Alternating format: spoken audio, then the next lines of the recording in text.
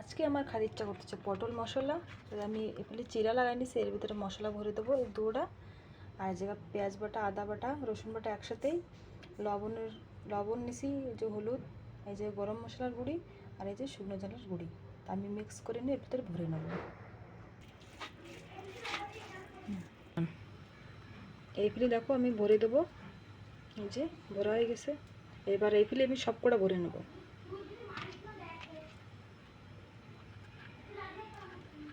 এই দেখো পুরো ভরে নিছি। দেখো পটলের ভিতরে আমি সব মশলা ভরে নিছি। এবার আমি কড়াই বসায় তেল দিয়ে দেবো। দেখো আমি কড়াইতে তেল দিয়ে দিছি, এই যে ধোঁয়া বেরোচ্ছে। এবার আমি পটলগুলো একটা করে দিয়ে দেবো।